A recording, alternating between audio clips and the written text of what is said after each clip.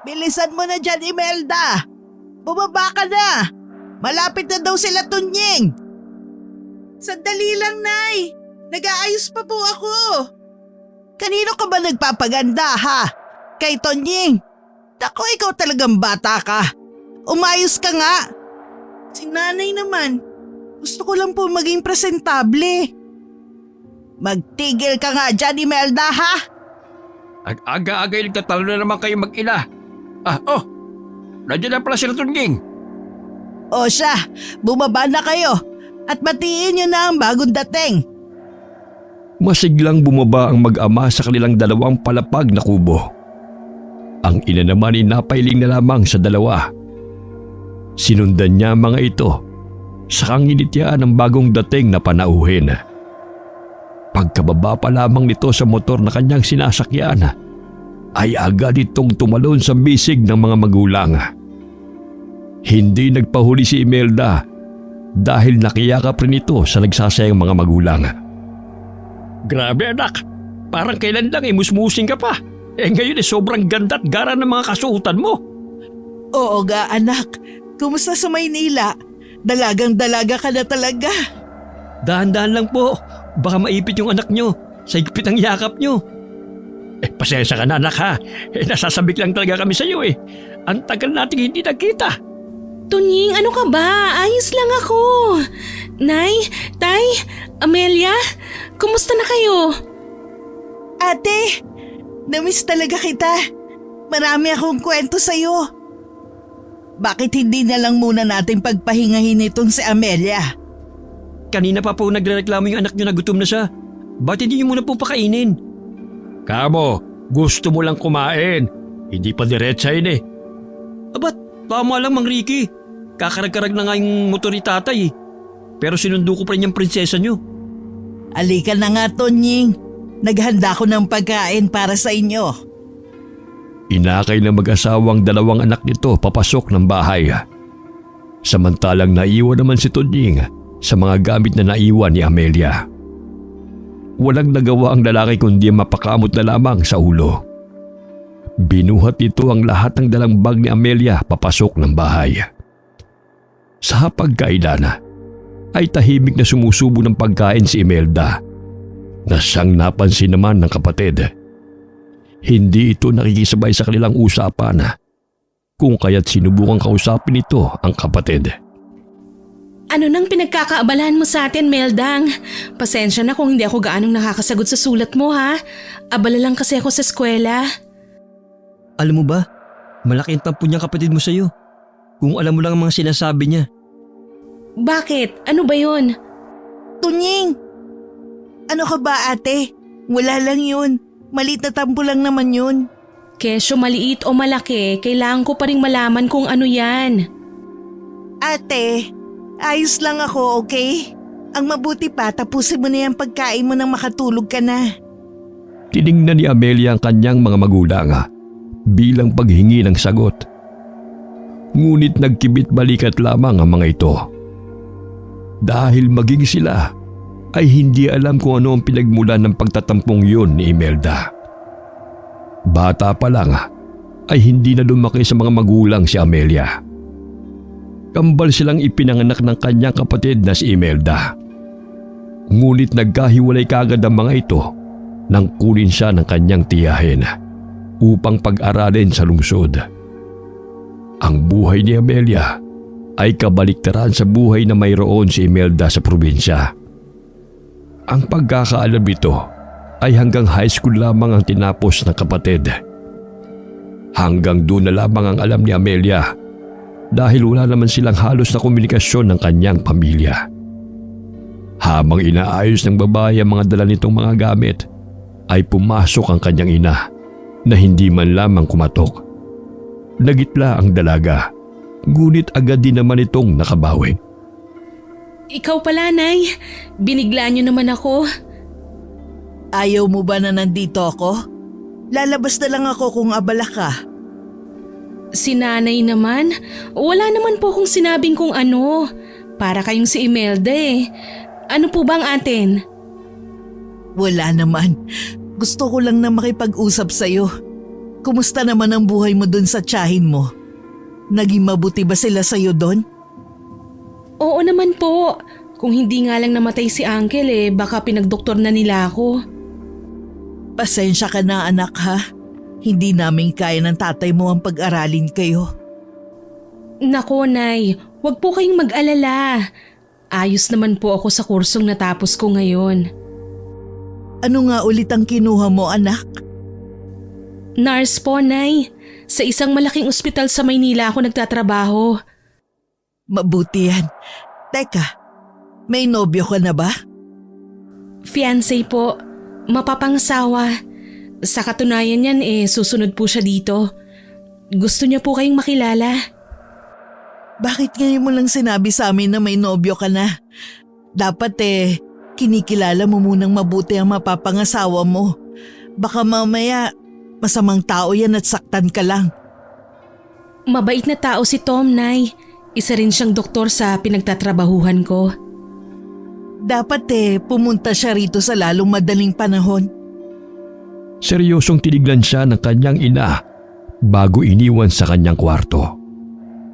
Sa mga sandaling yun ay napapaisip na lamang si Amelia kung tama ba ang kanyang desisyon na payagan ng kanyang nobyo na bumisita sa kanilang bahay. May tinatapos lang po siyang trabaho pero bago mag-fiesta nandito na po yun. Baka umasaya na maayos ang buhay natin dito sa probinsya ha. Isang kahig, isang tuka lang tayo. Nasabi ko naman po sa kanya kung anong kalagayan natin. Mabait ho si Tom, kaya naiintindihan niya ang hirap natin sa buhay. Marami namang binata sa bayan natin, nak. Bakit hindi ka na lang dito maghanap ng mapapangasawa? Mahal ko po si Tom. Napaismid na lamang ang kanyang ina matapos niyang sabihin yun. Hindi ito nagtagal sa kanyang silid dahil agad din naman itong nagpaalam na matutulog na.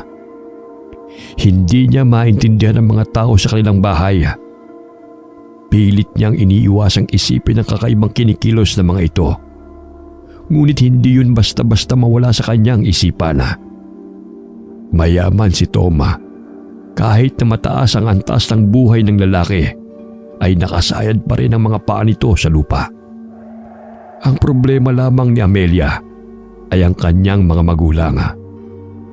Hindi nito alam kung tatanggapin ba nila ang nobyo. Kung siya lamang ang masusunod, ay hindi na niya ito ipapaalam pa sa kanila. Tama na para sa kanya na may basbas na ang kanilang relasyon ng kanyang tiyahin. Pabiling-biling si Amelia sa kama. Hindi siya makatulog sa bahay na minsan na niyang kinamulatan. Nagdesisyon na lamang ito na lumabas upang magpahangin. Anong ginagawa mo dito sa labas? Ikaw pala, saan ka nang galing? Ako ang naunang magtanong Hay nako, hindi ka pa rin nagbabago. Ikaw lang naman ang nagbago sa ating dalawa. Hindi ako kailanman nagbago, Emmy. Ang sagot ko sa tanong mo, nagpapahangin lang ako. Hindi ako makatulog Bakit? Hindi ka na ba sanay sa bahay ng mahirap? Saan mo ba nakuha yan, Emmy? Hindi naman ako nakakalimot sa pinanggalingan ko. Hindi nga ba? Tapatin mo nga ako, Emmy. May galit ka ba sa akin? Ano bang ginawa ko na labis mong ikinagagalit? Kanina ka pa ganyan Tapos kapag tinatanong naman kita, hindi mo naman sinasagot ang tanong ko. Pumasok ka na, Amelia. Baka ano pang mangyari sa'yo dito sa labas? Magtatanong pa sana si Amelia kung ano ang ibig sabihin ng kanyang kakambal. Ngunit tinalikuran na siya nito. Maging ang kanyang tanong ay hindi na nito sinagot. Sa pagkakaalala naman ni Amelia sa lugar nila ay ligtas at mapayapa. Kaya hindi na lamang nito pinansin pa ang paalala ni Imelda. Ilang minuto matapos magpaalam ng kapatid ay nakarinig ito ng mga kaluskos sa kanilang bakuran. Inisip ng babae na daga lamang iyon. Ngunit habang patagal ng patagal ay mas lalong lumalakas ang kaluskos noon. Kasalukuyang nakapikit ang mata ni Amelia habang nakahiga sa duyan. May kakaibang lamig siyang naramdaman sa paligid. Hindi ito mapakali. Kaya naman iminulat niya ang kanyang mga mata. Halos mapasigaw ang dalaga nang makita niya ang kanyang ama na titig sa kanya. Tay naman! Ay, atakihin naman ako sa puso sa ginagawa niyo eh. Saan po ba kayo nanggaling? Gabing-gabi na eh, hindi pa rin kayo natutulog. Tay, nakipag-inuman ba kayo?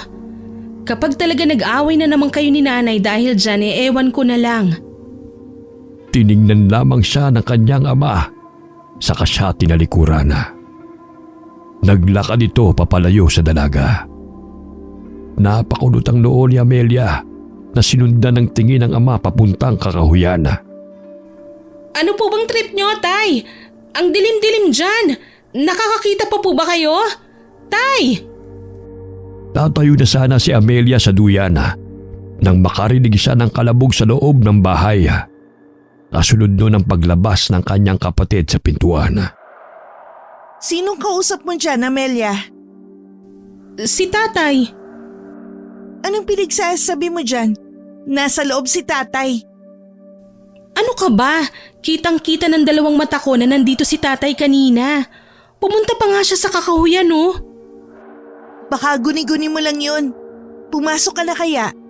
Hindi naman lumalabas si tatay ng ganitong oras eh. Paanong guni-guni ko yun ang tagal niyang nandito sa tabi ko kanina? Pumasok ka na sa loob. Sumunod na lamang si Amelia sa sinabi ng kapatid. Halos manlaki ang kanyang mata nang makita niya ang kanyang ama na prenteng nakaupo sa mahabang upuan habang sinusuri ang hawak nitong itak. Oh, di ba? Nandito si tatay. Eh, sino yung nakita ko sa labas kanina? Baka pagod ka lang. Hindi ka na nakapagpahinga kanina eh. Bakit ba? Ano nangyari mga anak? Ito kasing si Amelia, tay. Ang sabi nakita ka raw niya kanina sa kakahuyan. Ha? Totoo bang sinabi ng kapatid mo, Ami? Opo. Hindi ako sigurado. Baka kung ano lang nakita mo. Sa mga ganitong oras ay hindi ka na dapat pa lumalabas ng bahay. Mapanganib sa labas. Hindi ko kayo maintindihan, Tay. Noong mga bata naman kami ni Emmy, madalas naman kaming naglalaro sa labas ng ganitong oras eh. Sumunod ka na lang kasi kay tatay. Eto gatas ng kalabaw. Ininit ko na para sa'yo. Para namang makatulog ka na. Inumin mo na lamang yan, anak. Pagkatapos na ay matulog ka na. Ipapasyal kita bukas sa bukid. Tinanggap ni Amelia ang ibinigay na baso na may lamang gatas ni Imelda. Hindi siya sanay na uminom ng ganong uri ng gatas. Para hindi masaktan ang loob ng kanyang ama at kapatid, ay pikit matang nilagok nito ang laman ng baso.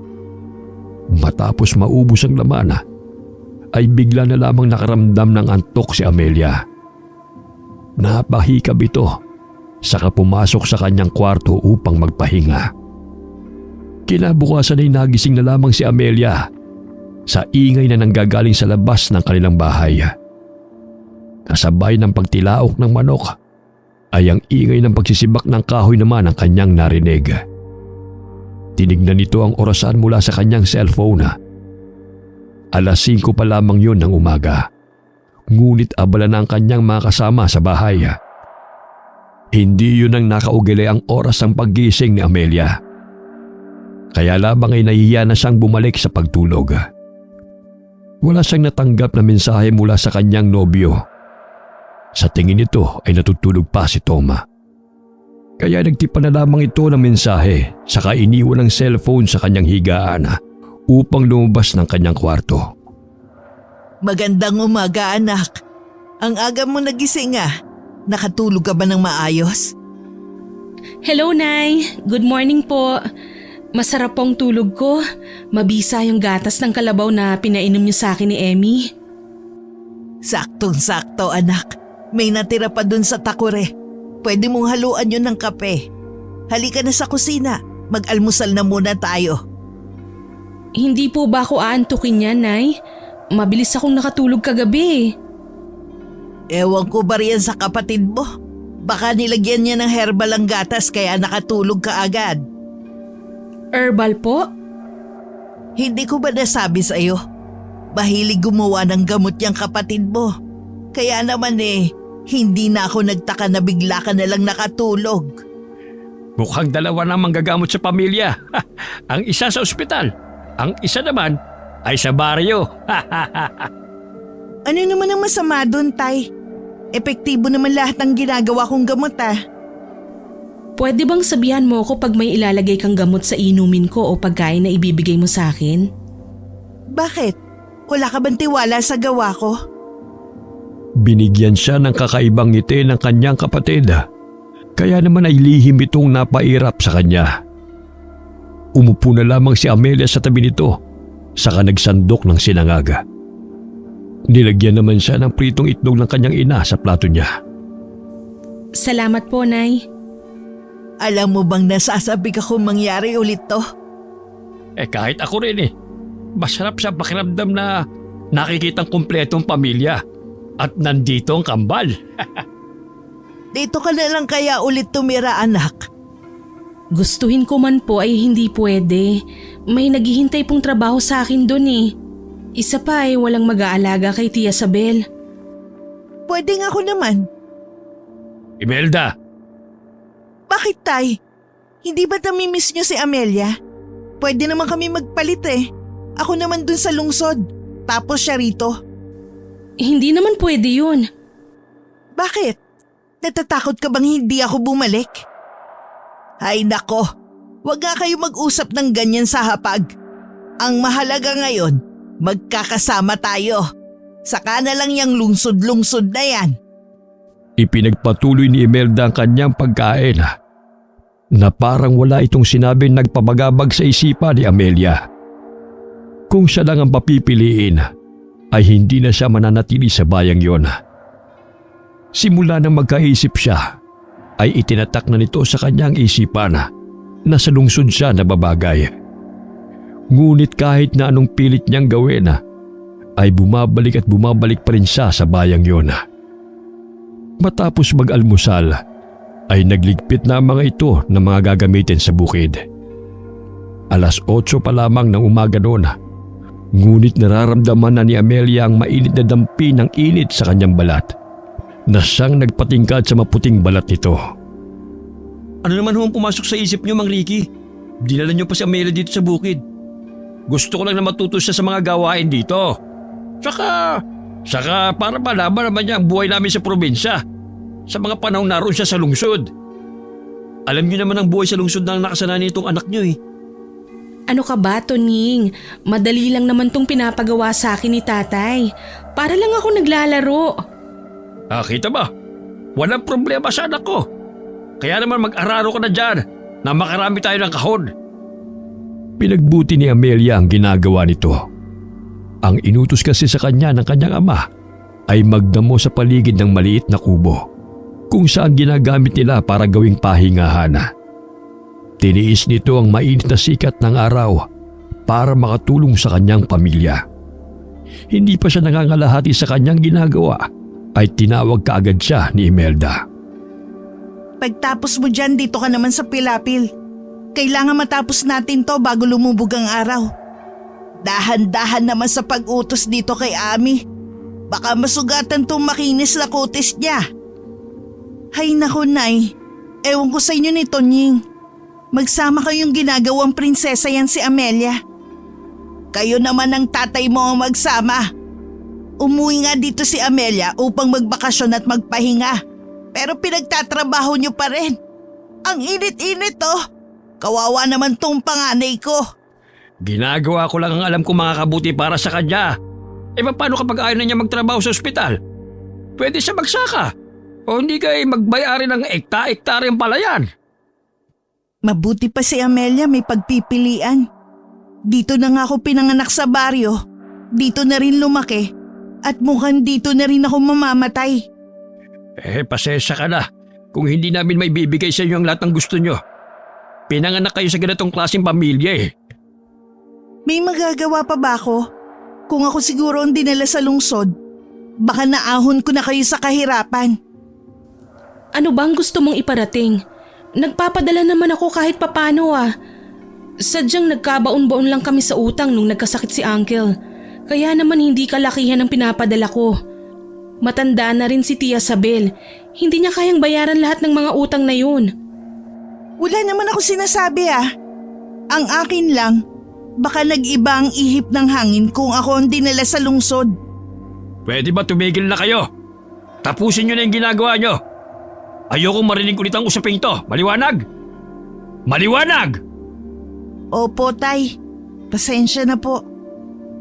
Napatungo na lamang si Imelda, saka mabilis na ginapa sa nagtataasang damo sa bandang Pilapil.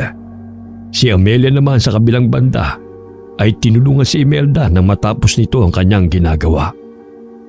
Tahimik ang mga ito sa pagtatrabaho sa bukid. Napansin ni Tunying ang kakaibang katahimikan ng mag-anak. Kaya naman ay nagbukas ito ng usapan na ikinatuwa naman ng mga ito. Bandang dapit hapon nang matapos ng mga ito ang kanilang ginagawa. Nagmamadaling nagligpit ng gamit ang kanyang mga kasama upang makauwi na sa kanilang tahanan. Habang tumutulong si Amelia sa pagliligpit kay Tunying, ay naisipan niyang kausapin ito. Tunying, pwede ba kitang makausap? Uy, oo naman. Tungkol saan ba? Tungkol kay Imelda sana. Anong gusto mong malaman? Alam mo bang pinagmumula ng galit niya sa akin? Sa tingin ko kasi may sama ng loob sa akin ang kapatid ko. Bakit naman sa akin mo naisipan magtanong tungkol sa kapatid mo? Bakit hindi ka sa kanya magtanong? Hindi naman sa pagtanggi o ano ha? Nagtatanong lang ako. Matagal na kasi kayong magkasama ni Imelda. Sa tingin ko naman may alam ka sa nangyayari sa pamilya ko. Hindi na nakasagot pa si Tunying kay Amelia dahil lumapit si Imelda sa kanila upang makisali sa kanilang usapan. Nakangiti pa ito habang ipinapaypay ang sombrerong dala nito. Mukhang seryoso ang usapan niyo ah. Pwede bang makisali dyan? Tungkol lang naman sa palayan. Kung gusto mo, ikaw na lang magkwento sa kambal mo. Kayo na lang. Naiirita na nga ako na paulit-ulit na lang na ganyan ang usapan namin ni nanay at tatay. O sige, ako na lang. Makikinig ka ba? Hindi na. Mauna na ako sa inyo. Naiiling na tinalikuran sila ni Imelda saka naunang maglakad sa maputik na pilapil. Nagtataka naman na tinignan ni Amelia si Tunying dahil sa pagsisinungaling nito sa kakambal. Ibang klase talagang kakambal mo, no? Kambal kayo pero magkaibang mag-iiba kayo. Kahit pa sabihin magkamukha pa kayo. Yan nga ang madalas kong marinig nung mga bata pa kami. Kahit naman ngayon mahinhin ka tapos mabait. Yang si Imelda, di ko maintindihan. Napakagasalaw kong kumilos. Pati yung bunga nga, Diyos ko. Kung hindi ko lang siya kilala, baka napagkamala kong lalaki yan Mabait naman yan kahit ganyan siya. Oo naman, kapag tulog. Ikaw talaga, Tunying. Oo nga pala, bakit hindi mo sinabi sa kanyang totoo? Siyempre, hindi naman ako sumbongero Sa pagitan naman natin ng usapan hindi naman siya kasama doon. Bihira lang ang isang kagaya mo, Tunying.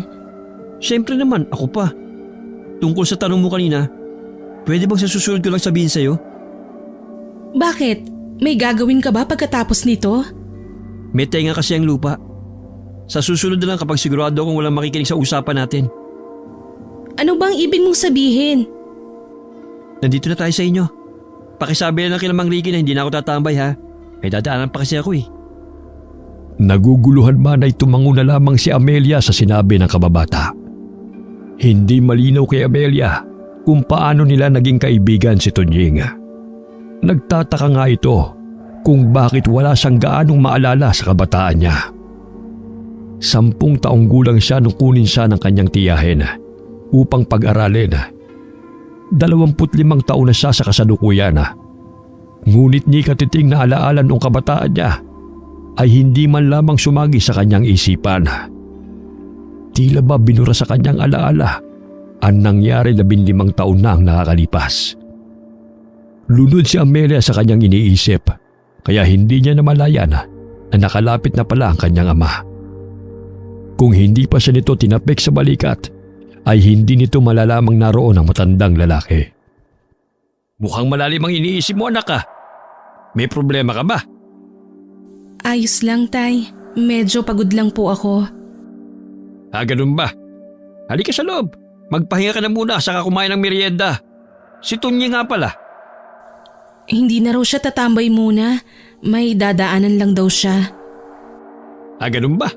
Wala naman siyang binabanggit sa akin na may gagawin pa siya maliban sa pag-aararo sa bukid. Baka nakalimutan niya lang pong sabihin sa inyo. Halina po kayo.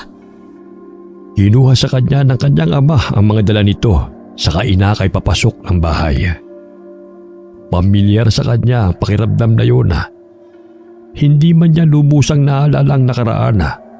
Ngunit malinaw kay Amelia na lagi niyang nararamdaman at nararanasan ang ginawa nilang yon ng kanyang ama. Masaya niyang niyakap ang bisig ng ama. Nang makapasok sila sa loob, ay bigla na lamang nawala ang ngiti ng kanyang ama. May kayakap kasing lalaki si Imelda na pamilyar kay Amelia. Makisig ang lalaking yun na maaninag kahit na nakatalikod yun. Maputi rin ang kanyang balat na tila hindi naaarawan. May sukbit pa itong malaking baga. Ngunit hindi na niya naibaba pa ang kanyang mga dala dahil sa pagkasabik. Anong ibig sabihin nito? Imelda! Imelda? Nagtatakang tinignan ng lalaki ang kanyang kapatid. Pabalik-balik ang tingin nito sa kanya maging kay Imelda. Nanlalaki ang mga mata nito nang mapagtantong hindi siya ang niyakap nito. Mel? Mel! Ikaw nga! Teka, sino ka ba? Bakit parang may bala ka pang tuhugin ang kambal ko? Ay, pasensya na po. Nalito lang po talaga ako. Ako po pala si Tom, nobyo ni Amelia. Nobyo? Wala sinasabing nobyo sa akin si Amelia. Nagsabi ho ako kay nanay. Ang akala ko ay nasabi niya na sa inyo. Wala siyang sinasabi sa akin. Tunog ng kubyertos ang kumuha ng atensyon nilang lahat, lalo na ang ama ni Amelia na si Ricky. Nagugulumihan ang inilibot ni Celia ang kanyang paningin sa mga taong nasa sala. Sinamantala ni Amelia ang pagkakataon upang lapitan ang nobyo. Kumawala ito sa pagkakahawak sa kanyang ama, kaya napalingon ito sa kanya. May sasabihin pa sana ang matandang lalaki, ngunit tuluyan nang nagtagpo ang mga labi na magkasintahan. Tuwang-tuwa ang dalaga nang makitang naroon si Tom. Tom! Napaaga naman yata ang dating mo. Agad ko natapos ang trabaho ko eh. Ikaw ba ang nobyo nitong anak ko? Hello, good afternoon. Anak? Oo, nanay ako ng kambal. Hindi ako makapaniwala na kayong nanay nitong si Mel. Hala, bakit naman? Akala ko po kasi matandang kapatid lang po niya kayo. Binigla mo naman ako doon. Binobola mo naman yata ako eh. Naku, hindi po. Ang sabi po kasi sa akin ni Mel, may kakambal siya. Kaya nagulat po ako kanina nung lumabas kayo. Dahil ang bata niyo pang tignan eh. Gano'n na ba kay katagal ni Ami? At bakit mo tinatawag siyang Mel? Magdadalawang taon na po. Nakasanayan na po kasi naming tawagin siya ng ganyan. Bakit ngayon mo lang naisipang bumisita sa bahay? Ano ba trabaho mo? Nakapagtapos ka na ba? Ano ang trabaho ng mga magulang mo? Dahan-dahan naman sa pagtatanong. Hindi pa nga naibababa nitong nobyo ni Ami ang mga gamit niya eh. Kung hindi pa pumagitna ang kanyang ina, ay hindi pa titigil ang kanyang ama sa pagtatanong. Sinenyasan nito ang kanyang ina na nagpapasalamat na agad namang nakuha nito ang kanyang ibig sabihin. Ibinuka nito ang kanyang bibig, saka nagsalita sa hangin upang sabihin na walang problema. Kinindatan siya nito, saka binigyan niya isa-isa ang mga taong naroon ng pinggan para magmerienda. May dalang kakanin to si Tom. Alina kayo, pagsaluhan natin to habang mainit-init pa. Tom, ganun ba talaga kayo magbatian ni Amelia? May yakap sa kahalik?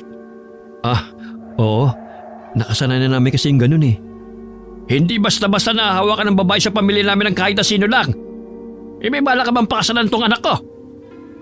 Nilingon siya ni Tom na may pagtatanong sa mukha. Napayuko na lamang siya sa kakinain ng kakaning dala nito. Hindi mo pa ba sinabi sa kanila, Tart? May kailangan kaming malaman? Ang dami mong nililihim sa amin, Amelia. Huwag mo nang pagalitan yung anak mo. Nasa tamang edad na yan para magdesisyon sa sarili niya. Pero tayo ang mga magulang niya. Ano ka bang matanda ka? Nagsabi na sa akin si Ami. Ikakasal na sila ni Tom kaya umuwi siya rito. Nabitawan ng kanyang ama ang tasang hawak nito. Kaya naglikha yun ng ingay dahil sa pagkabasag. Agad na dinulugan ni Imelda ang nagkalat na bubog ng tasa. Kumuha ito ng walis sa kanilisan yun. Ano ang sabi mo? Ikakasal na si Ami? Oo naman. Ano ang masama roon? Doktor naman tong si Tom. Kayang-kaya na niyang buhayin ang anak natin. Teka nga, magtapat nga kayo sa akin. Buntis ba si Amelia? Napaubo si Amelia sa naging tanong na yun ng kanyang ama. Wala pa sa utak niya ang magkaanak. Noon lamang niya naalala na ganoon mag-isip ang mga taga-baryo.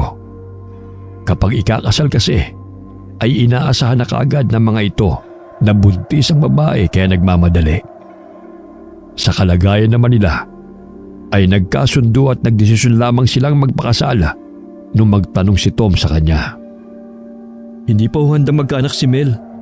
Pero kung may mabuuman po kami, pananagutan ko naman po ang anak nyo. Mahal na mahal ko po siya. Dahil sa sinabing yun ni Tom, ay hindi na nagtanong pa ang matandang lalaki.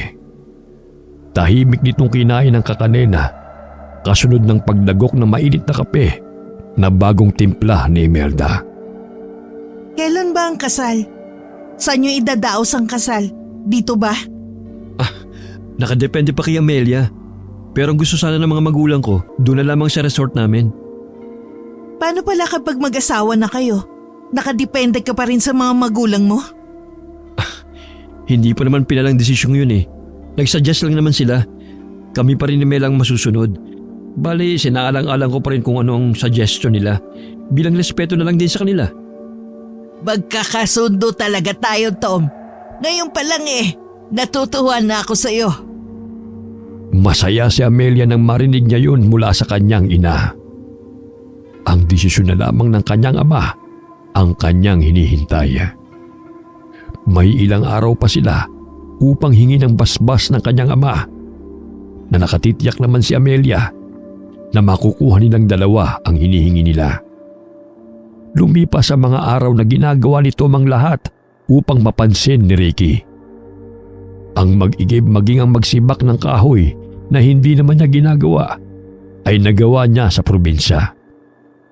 Pinipigilan siya ni Amelia. Ngunit matigas ang paninindigan nitong makuha ang basbas ng matandang lalaki.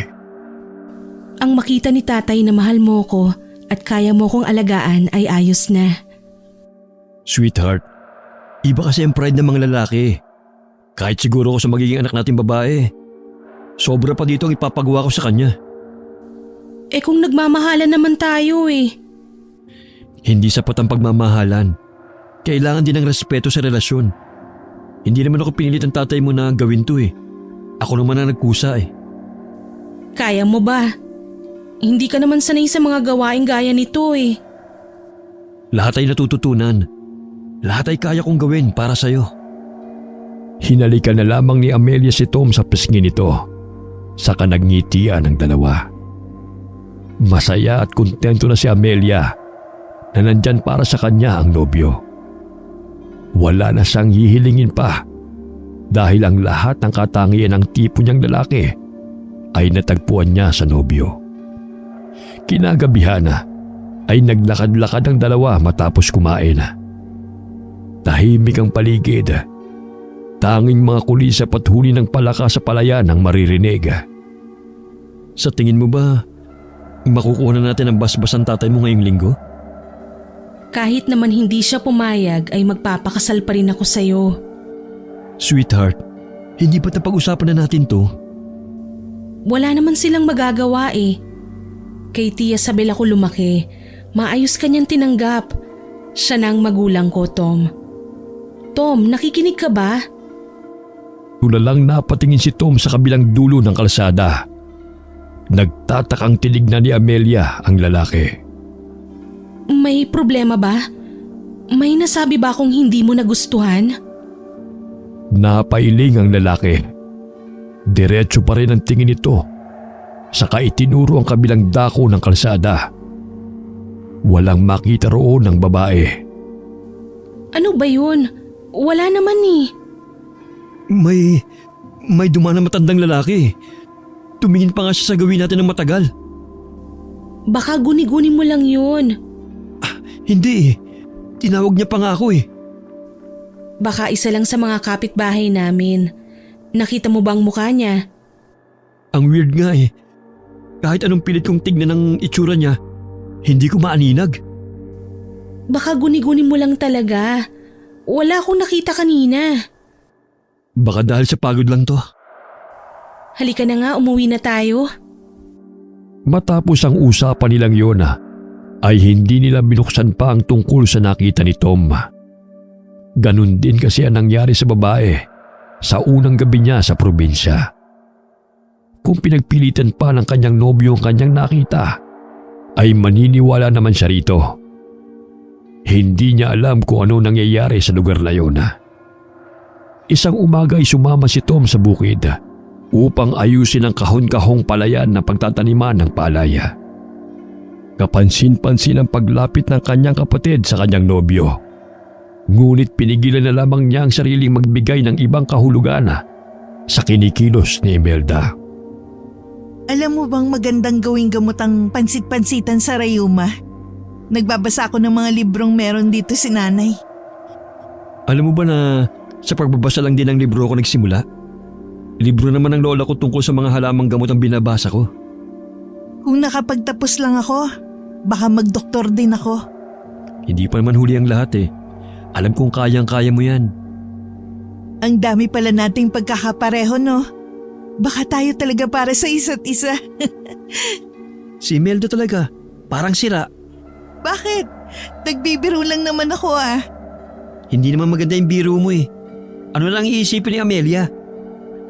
Alam niyang biro lang naman ang sinabi ko. Hindi ba, Ami? Nginitian na lamang ni Amelia ang kanyang kapatid upang hindi na humaba pa ang usapang yun. Mabuti na lamang at naroon si Tonying upang pagsabihan ito. Dahil totoong hindi siya komportable sa sinabing yun ng kapatid. Ang ginawang yun ng kapatid ay hindi tumigil sa araw na yun.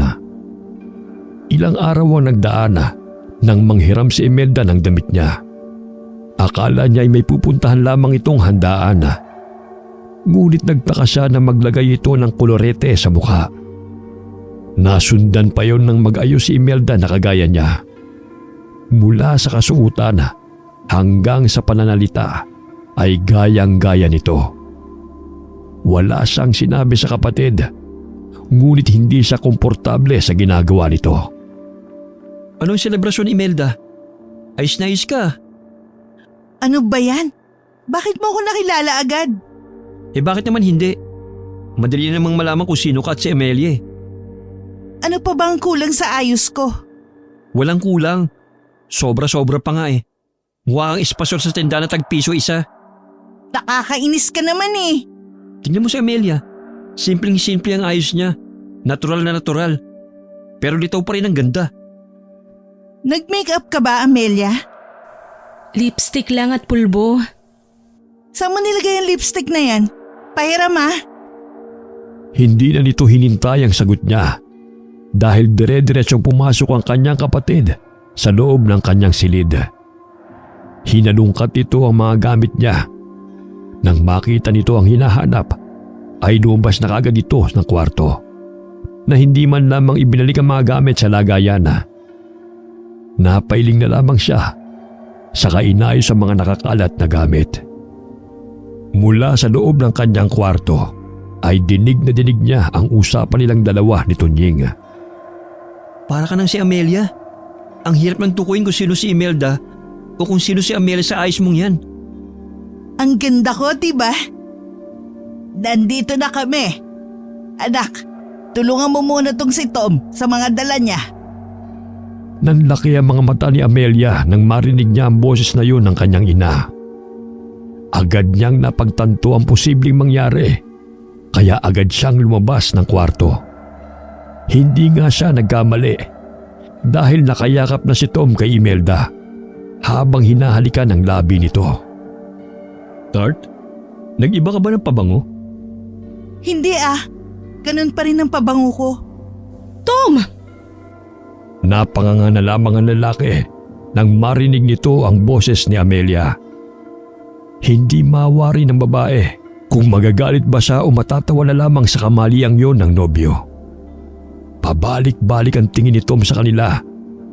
Maging ang inang si Celia ay napakunot ang noo sa nakita. Akala ko, Baka pwede ka nang bumitaw sa kanya.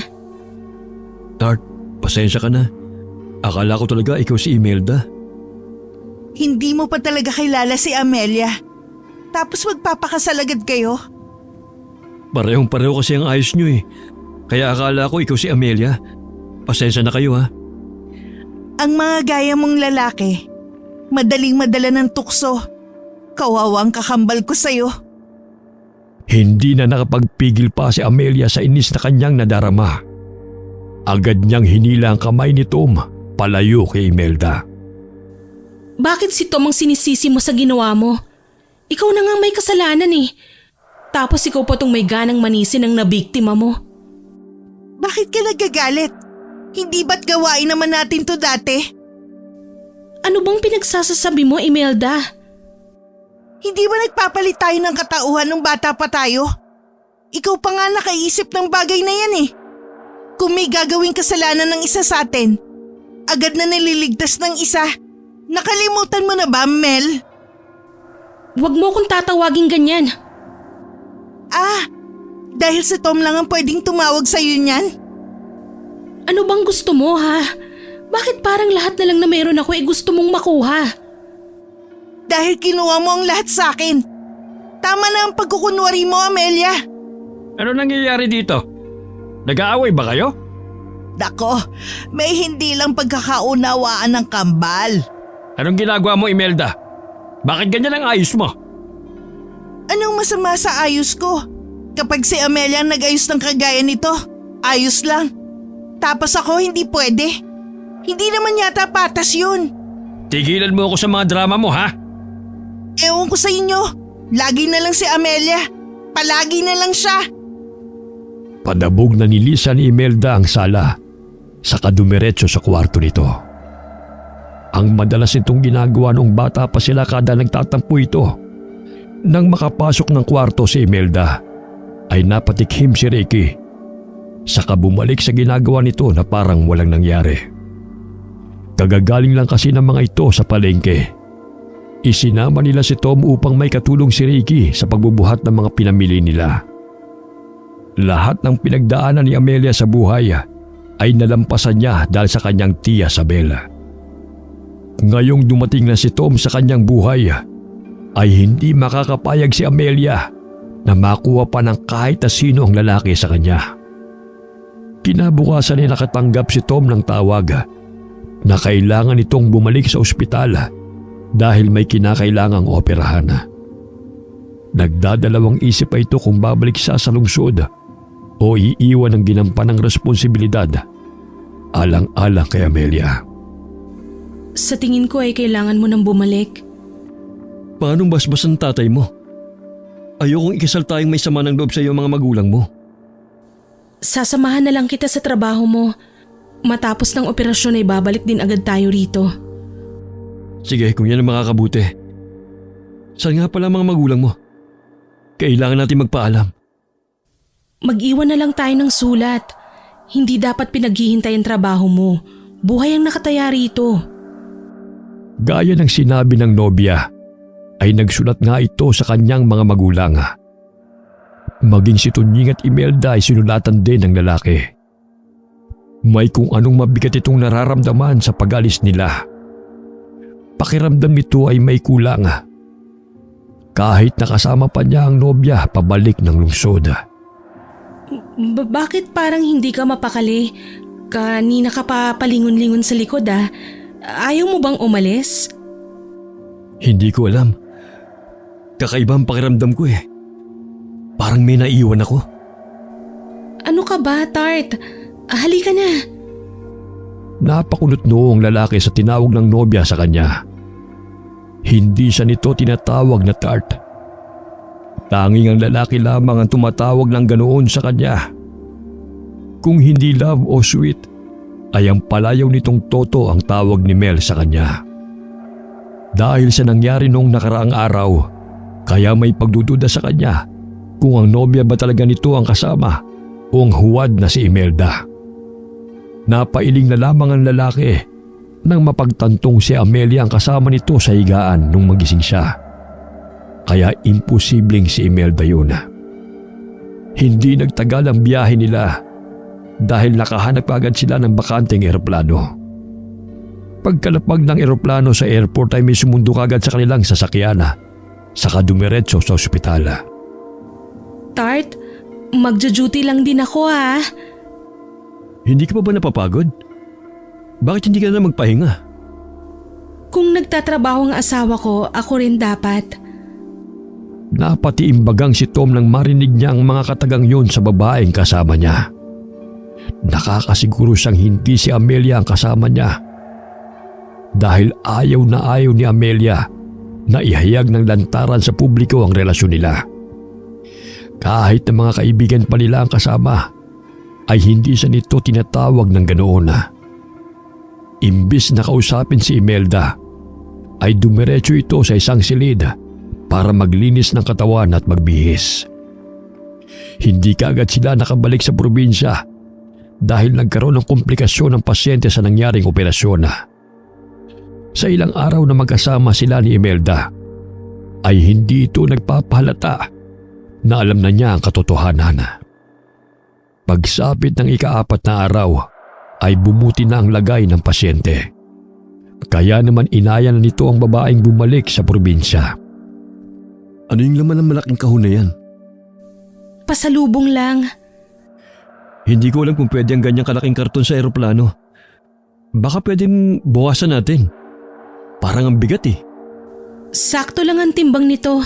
Nabayaran ko na rin to kaya hindi tayo magkakaproblema. Umanguna lamang si Tom sa babae sa katuluyang umakyat sa eroplano. Hindi na ito nag-abala pang tulungan ng babaeng kasama niya sa mga bitbit nito. Sa kabilang banda naman ay aligaga ang totoong Amelia na naghihintay sa pagbabalik ng kanyang nobyo. Hindi niya masabi sa kanyang ina na hindi siya si Imelda. Imelda, wala ka bang balak nung manghuli ng sarili mong pagkain? Ayos na ho ako sa gulay, Nay. Mabuti at hindi ka pa nangihina. Ilang araw din tayong hindi nakakalabas dahil nandito ang kapatid mo. Hindi pa ba nakakabalik si Tonyeng? Isa pa ang lalaking yon. Wala man lang dinalang ligaw na hayop. May nahuli akong baboy ramo sa bundok kanina, Imelda. Baka gusto mong kainin ng puso doon. Sariwang-sariwa pa yon. Puntahan mo na doon sa likod ng bahay. Kainin mo na yon. Wala ka ng lakas oh. Kailangan mo nang kumain ng laman loob ng hayop o sariwang sanggol. Sige ho, pupuntahan ko na lang. Salamat. Nanginginig ang buong katawan ni Amelia na tinungo ang likod ng bahay.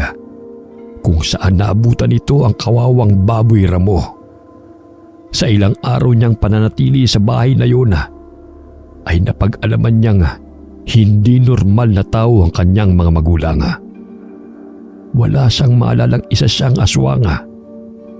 Noong nakaraang gabi ay dinala siya ng mga magulang niya sa gubat upang manghuli ng hayop.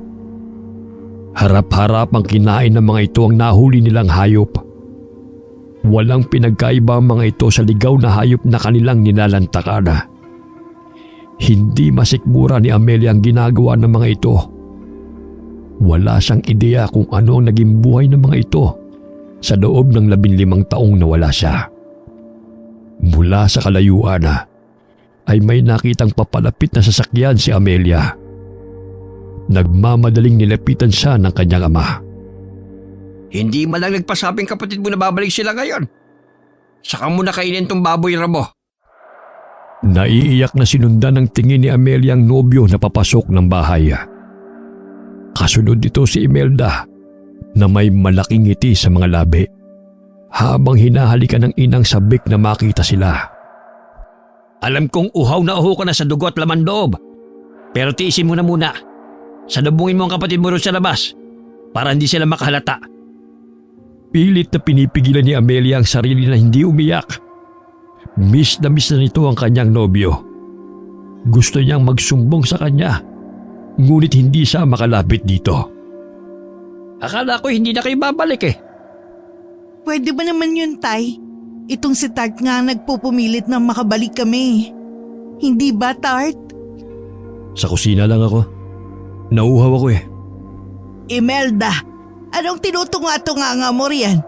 Kunan mo nga ng tubig itong si Tom. Opo. Ako na ho. Kaya ko naman eh. Ako na, Tom. Nag-unahan ang dalawa sa kusina upang kumuha ng tubig sa banga. Natatarantang inabot ni Amelia kay Tom ang basong may lamang tubig. Gustong gusto niyang yakapin ang nobyo, ngunit hindi niya magawa. May problema ba? May dumi ba ako sa muka? Wala. Sige. Labas lang ako. Tumalikod ang lalaki, ngunit agad niyang niyakap ito sa likurana. Napahikbi ang babae habang mahigpit niyang hinawakan ng lalaki. Hindi ako ang kasama mo sa Maynila, Tom. Anong pinagsasabi mo? Alam ko kung sinong kasama ko nung ilang araw doon. Hindi ko alam kung paano nangyari yun o kung paano niya ginawa yun. Pero isa lang ang sigurado ko. Nagkunwari akong si Imelda. Paano? Bakit? Nasa bundok ako kasama si Tunying at nanay. Hindi ko alam kung anong klaseng galit meron si Imelda sa akin para gawin niyang bagay na yun. Tom, hindi mo ba ako kilala? Hindi mo ba ako naaalala? Nahuli na kita, Imelda. Tama na ang pagpapanggap mo. Tart? Anong ibig sabihin nito? Huwag mo na akong paglaruan. Anong nangyayari dito? Agad na kumawala si Amelia sa mahigpit na pagkakahawak niya sa nobyo. Maging ang totoong Imelda ay napataas ng kilay sa nabutan nito. Wala naman ho. Sinusubukan ko lang ulit hulaan kung sino si Amelia at sino si Imelda. Halika na, Tart. Magpahinga na tayo sa kwarto natin. Nginisian ni Imelda si Amelia nang sabihin niya mga salitang yon na mas lalong nagpadurog sa puso ng babae. Kinagabihan na hindi sumuko si Amelia. Sinubukan niyang kausapin ulit ang nobyo upang sabihin sa kanya ang totoo. Hinintay niyang makatulog ang mga kasama niya sa loob ng bahay. Saktong nasa labas ang lalaki at naninigarilyo. Kaya naman naglakas loob itong lapitan at kausapin siya. Ngunit inunahan na siya nito. Alam kong ikaw ang totoong Amelia. Pero ayoko na magduda lang sila sa akin. Gusto kong isipin nila na naloko nila ako. Tom? Alam ko nung una pa lang na may kakaibang nangyayari sa bahay na ito. Tumama lang ang suspecha ko nung nasa Maynila na ako. Anong ginawa nila sa'yo? Sabihin mo sa akin. Sa'yo ko mas nag-alala. Anong nangyari sa'yo sa mga araw na wala ako rito? Anong ginawa nila sa'yo? Hindi naman nila ako sinaktan. Pero kailangan na nating umalis sa lugar na ito. Hindi na sila ang pamilyang kilala ko. Kailangan natin ng kasagutan. Maaaring nangangailangan sila ng tulong. Hindi ko alam. Pero maaaring alam ni Tunying ang kasagutan. Alam mo bang daan patungo sa kanila? Tumango naman ang babae bilang sagot. Sa gabi ring yun ay nilakad nila ang daan patungo sa bahay ni Tunying. Marami nagliliparang mga ibon sa paligid. Ngunit hindi nila yun pinapansin. May isa pang gusto siyang atakihin. Ngunit kaagad naman yung naitaboy ni Tunying. Anong ginagawa niyo rito? Gabing-gabi na. Paano na lang kapag tik-tik na nakalapit sa inyo? Tonying, kailangan ko ng tulong mo. Sabihin mo sa akin ang lahat. Hindi dapat kayo pumunta ng ganitong oras sa bahay. Delikado. Halina kayo. Pumasok kayo sa loob. Pare, pasensya ka na pero kailangan kasi namin ng tulong mo. Hindi ba't sinabi mo noon sa akin na sasabihin mo sa akin ang lahat? Ang sabi ko lang ngayon tungkol kay Imelda. Ngunit Pakiusap, Tonying. Napabuntong hininga na lamang si Tunying saka inilibot ang paningin sa loob ng bahay. Sumilip din ito sa labas upang matiyak na walang nakikinig sa kanilang usapan. Tinignan niya ang dalawa sa mata saka bumuntong hininga ng malalim. hindi na tao ang kasama mo sa bahay. Aswang sila, Amelia. Aswang? Paanong aswang? Sa pagkakaalala ko ay wala naman kaming lahing aswang. 2 buwan matapos kang umalis, nagkagulo dito sa lugar natin. Dahil sa sunod-sunod na patayan.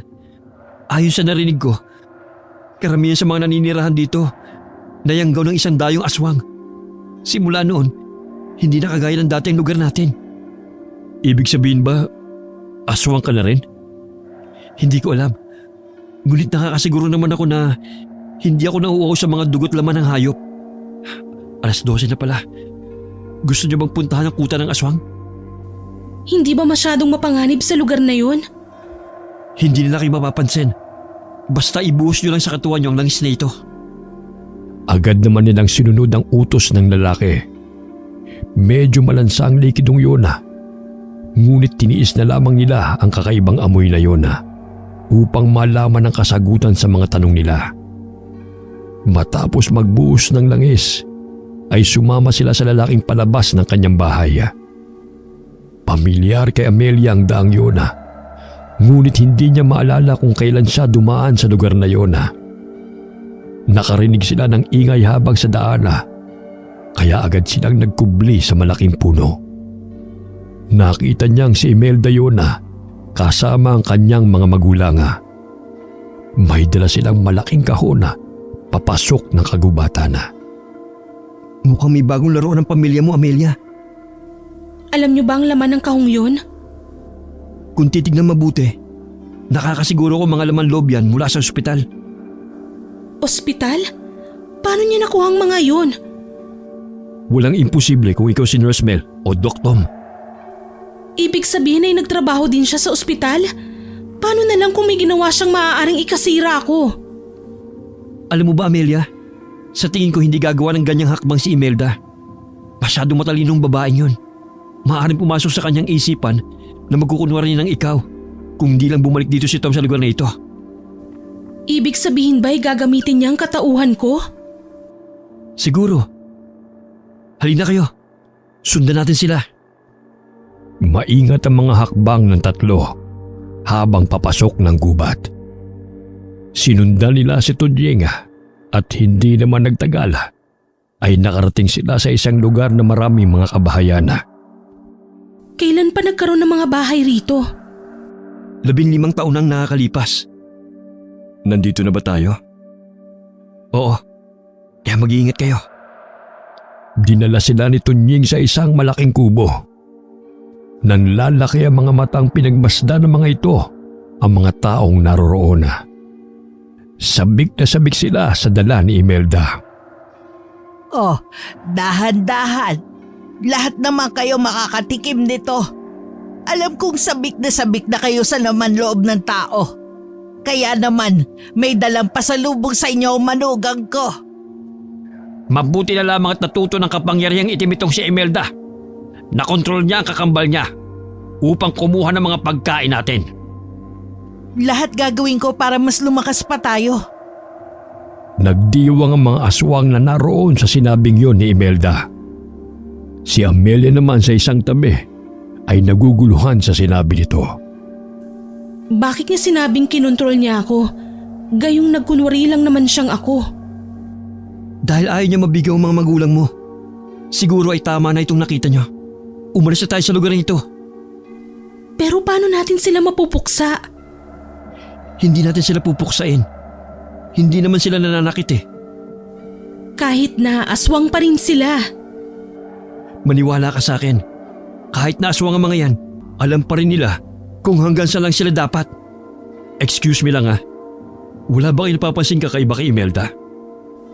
Maliban sa pagiging aswang niya at lantarang panggagaya sa akin? Kilala ko na ngayon kung sino si Amelia at si Imelda. Alam ko na ang pagkakaiba niyong dalawa.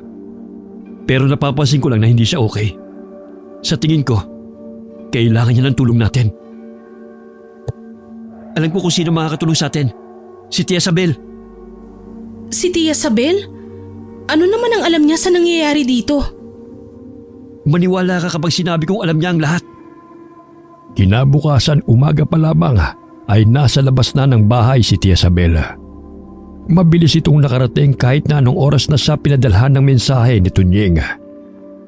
Sabik na niyakap ni Amelia ang matandang babae. Anak ko, ayos ka lang ba? Hindi ka ba sinaktan ng mga aswang na yun?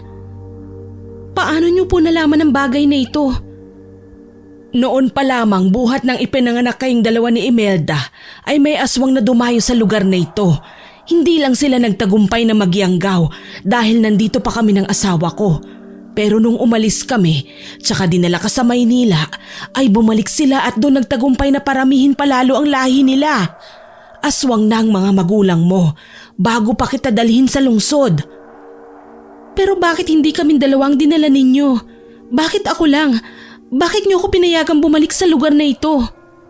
Alam namin ang nangyayari sa pamilya ninyo.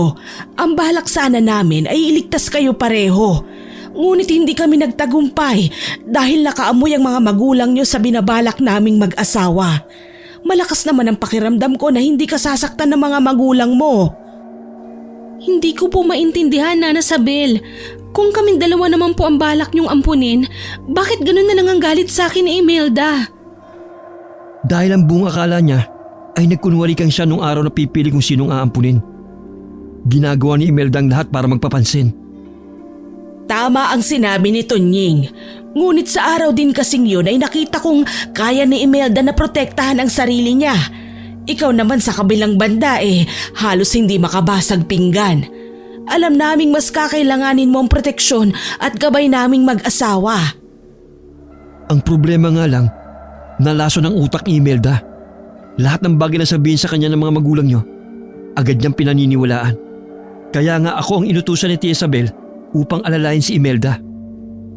Napasap mo na lamang ng ulo si Amelia nang marinig niya ang revelasyong iyon. Hindi kinakaya ng kanyang isipan na tanggapin ang lahat ng impormasyong sinabi ng dalawa. Para sa kanya ay isa lamang yung panaginip. Kung hindi pa siya pinisil ng marahan ni Toma, ay tuluyan na siyang mawawala sa realidad. Bumalik sa kanyang gunita ang mga kakaibang nangyari sa kanya. Kaya naman ay naglakas loob itong nagtanong sa kanyang Tia Sabel. Bakit hindi ko maalala ang lahat? Dahil dinala ka namin sa manggagamot. Pinabasbasan ka namin upang makalimutan mo ang lahat na nangyari sa inyo sa probinsya. Pero bakit naaalala ko pa rin sila? Ang ginawa lang sa'yo ng albularyo ay takpa ng masasamang alaala mo sa tao. Pinalitan nyo ng albularyo ng masasayang alaala. Ano po ba talagang nangyari? Sabihin niyo sa akin ang lahat. Gusto kayong gawing aswang pareho ng mga magulang ninyo. Pero agad na pinigilan namin ang plano nilang yon. Sinabi namin na pag-aaralin ka namin bilang nurse at ikaw na ang bahala sa mga laman loob ng tao. Hindi ako makapaniwala na naaalala pa pala nila ang pangako kong yun. Lahat ng pangako, mahalaga sa mga aswang. Baka may nakakalimutan ang pangako, Amelia. Wala akong naaalala, Tunying. Alalahanin mong mabuti. Baka sa oras na maalala mo ay mailigtas pa natin ang kapatid mo. Pilit na inaalala ni Amelia ang sinabi niya sa kapatid. Ngunit nanatiling blanko ang kanyang isipan. Nang gabi ring yun ay bumalik sila sa kagubatan upang iligtas si Imelda. Malalim ang kanyang iniisip. Kaya naman ay hindi nito namalayan na napahiwalay siya sa kanyang mga kasamahan. Nakaramdam na lamang siya ng malakas na paghataw sa kanyang batok. Kaya naman ay nawalan ito ng malay. Nagising na lamang ito nang marinig niya ang boses ni Tom. Ayan ang gusto nyo. Kapalit ng mga laman loob na yan ay ang kalayaan ni Amelia. Nasaan si Amelia? Huli ka na. Nakatakas siya ngunit nararamdaman kong malapit lang siya. Nandito lang siya sa paligid. Wala kayong kwentang mga magulang. Wala kang alam. Alam ko na ang lahat. Ang mga kagaya nyo, hindi dapat naging magulang. Pare, tumakas ka na. Ako nang bahala rito. Paano ka? Huwag mo kong alalahanin. Kaya kong sarili ko. Sundan mong daanang yan. Dadaling kanya kung nasan si Ami. Sapo ni Amelia ang kanyang batok. Ramdam na ramdam pa rin niya ang sakit ng malakas na pagkakatama sa kanya ng matigas na bagay. Nagising siya na naroon ang kanyang tiya Sabel sa kanyang tabi. Pinaliguan siya nito ng langis na kagaya ng ibinigay ni Tunying. Saan tayo, tiya? Shh! Huwag kang maingay. Kailangan nating makaalis sa lugar na ito. May iniutos ako sa alagang Sigbi ni Tunying, kaya hindi magtatagal ay masusunog na ang buong lugar na ito. Matapos niyang sabihin yun ay nakarinig sila ng malakas na pagsabog. Sunod-sunod yun kaya nagkagulo sa paligid. Hinila siya ng kanyang tiya Sabel palabas ng kanilang pinagtataguan. Sa gitna ng kaguluhan ay tumakas rin si Tunying upang sundan sila. Lingid sa kanilang kaalaman ay nakasunod na pala si Imelda sa kanilang tatlo. Nakarating sila sa isang maliit na kubo na nakatago sa pagitan ng dalawang malaking puno. Doon nila naabutan si Tom na may pag-aalala sa kanyang mukha. Lalapitan na sana ni Amelia ang nobyo nang biglang pumagitna si Imelda na may luha sa kanyang mga mata. Hinarap nito si Tunying na nagulat din sa bigla nitong paglabas. Bakit mo siya pinili? Lagi na lang siya ang napipili. Paano naman ako? Siya ang inampon at pinag-aral. Siya ang ikakasal. Siya ang paborito nila nanay at tatay. Tapos ngayon pati ikaw. Akala ko ba kakampi kita? Kakampi mo ako. Pero parang hindi na kita kilala eh. Ako pa rin si Imelda. Ako pa rin ang kaibigan mo. Hindi. Nagbago ka na. Hindi na ikaw ang mahinhin na Imelda na lagi nandyan para sa akin. Pilit mo kinukuha ang katauhang hindi sa'yo. Hindi totoo yan. May gusto ka bang baguhin ko? Magsabi ka lang gagawin ko agad. Basta wag mo lang ako iiwan. Wala kang kailangang baguhin sa sarili mo, Emmy. Magpakatotoo ka lang. Babalik agad ako. Maging tao o maging aswang ka man. Hindi ako aswang. Hindi! Hindi pwede! Akala niyo ba'y makakatakas kayo sa akin? Ricardo! Kahit anong pagkukubli niyo, ay amoy na amoy ko kayo! Aatakihin na sana ng matandang lalaki si Tia Sabela, ngunit agad na humarang si Imelda. Isang malakas na atungal ang kumawala sa bibig ng matandang lalaki. Agad siyang nagpalit ng anyo na agad din namang sinundan ni Imelda. Silang dalawa ang naglaban. Umangil ang mga ito sa isa't isa. Tama na, Ricardo! Anak mo siya! Wala kang alam! Naging ganid kayo sa kapagyarihan, mga halimaw! Masisisi mo ba ako? Nasa iyo na ang lahat, Sabel. Kahit ang atensyon ng mga magulang natin ay nasa iyo. Sapat bang dahilan yan upang saktan mo ang mga anak mo? Sapat ba na dahilan yan upang gawin mo silang aswang dahil sa pagiging uhaw mo sa kapangyarihan? Kung hindi lang sana ikaw ang paborito ng mga magulang natin, ay hindi ako maghahangad pa ng ganito. Galit na galit ang kanyang ama na napaungol habang nakalabas ang matatalas nitong pangil. May inilabas namang bote ng langis si Tia Sabela. Napailing na tinignan ni Tunying ang matandang magkapatid na naglalaban ng tingin. Nilapitan nito si Imelda, saka tinapik-tapik. Anak ka talaga ng tatay mo. Pareho kayong kulang sa atensyon ng magulang. Manahimik ka. Hindi ako tulad nila. Napakibit balikat na lamang ang lalaki. Saka prenteng umupo sa lupa. Nakatingin ito sa dalawang matanda na nag-uusap. Bakit mo ginagawa ito, Ricky? Bakit pati ang buhay ng mga anak nyo ay sinisira ninyo? Bakit? Para naman sa kanila ang ginagawa ko eh. Kung hindi kayang protektahan ni mama at papa ang mga anak niya, pwes, ako kaya ko. Kaya mo nga ba talaga? Oo, kaya wag mong questionin ang pagpapalaki ko sa kanila. Ako ang nagpalaki kay Amelia. Si Imelda ang nagpalaki sa sarili niya. Akala niyo ba'y wala akong alam sa nangyayari dito? Pakialamera ka talaga. Mabilis na sinugod ni Ricky si Isabela na agad namang nakaiwas sa mahahabang kuko nito. Hinila naman ni Imelda ang kamay ni Amelia papasok sa loob ng kubo. Dito kayo magtago. Amy, bakit mo kami tinutulungan? Nagising na ako sa katotohanan, Ami. Patawarin mo ako sa ginawa ko sa iyo. Mamaya na kayo magpatawaran dyan. Kailangan natin magtago. Ang gusto ko lang naman ay maikasal. Bakit parang napaka-imposible naman ang bagay na yun? May kakasal kayo ni Tom. Gagawin ko ang lahat para mangyayari yon. Binigyan ng tipid ng ngiti ni Imelda ang kapatid bago tuluyang lumabas sa kubong yun. Mga atungal ang bumalot sa gubat na yun.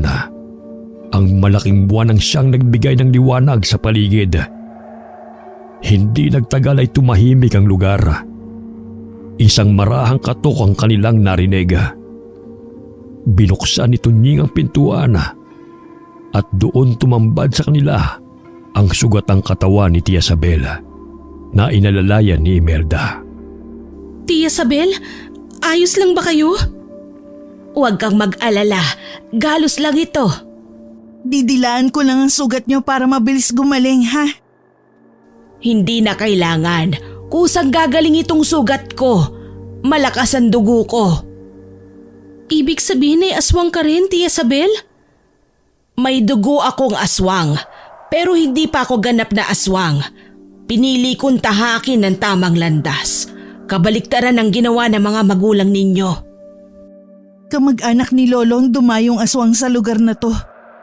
Isa na rin akong ganap na aswang. Ano na ang nangyari kay tatay?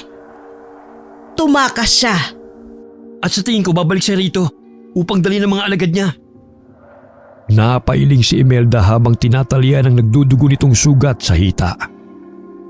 Kinausap ni Tia Isabel si tatay. Ang sabi niya dadalhin niya ako sa Maynila sa kondisyong hindi niya uubusin ng mga aswang na pinarami namin. Kaya binalikan niya ang kanilang kuta upang iligtas sa mga aswang na naroon pa. Mas pinili niya ang mga aswang kaysa sa sarili niyang mga anak. Doon na lamang pumasok sa isipan ni Amelia ang pangakong nakalimutan niya. Nangako siya sa kapatid na babalikan niya ito, ngunit hindi niya yun natupad. Nagpanggap si Imelda bilang si Amelia upang kunin niya ang loob ng kanyang Tia Isabel. Noong una pa lamang ay nagpalit na sila ng katauhan. Siya ang tunay na Imelda. Siya ang may kasalanan kung bakit ganun na lamang ang galit sa kanya ng kakambal. Kasunduan nilang magkapatid yun na magpalit ng katauhan upang makahingi ng tulong. Naiiyak na niyakap niya si Amelia. Ami! Ami! Patawarin mo ako! Nakalimutan ko ang pangako ko sa'yo. Patawarin mo ako! Kasalanan ko ang lahat! Ami, pinaglalaroan mo pa rin ba ako, Imelda? Ako ang totoong si Imelda. Noon pa lang ay nagkapalit na kami ng katauhan. Nagkunwari kami bilang isa't isa. Ibang klaseng kambal talaga kayo. Maraming salamat dahil naaalala mo pa rin.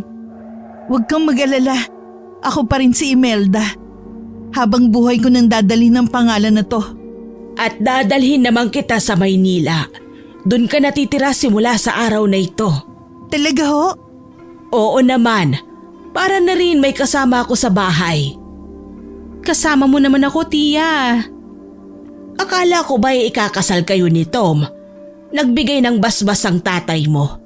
alagaan mo daw ng mabuti ang anak niya. Kahit hindi niyo man sabihin yon, ay aalagaan ko pa rin si Mel. Nagngitian na lamang sila at tahimik na hinintay ang bukang liwaywaya. Nagkapatawaran ng magkapatid. Ilang buwan ang lumipas at ikinasal naman si Tom at Amelia.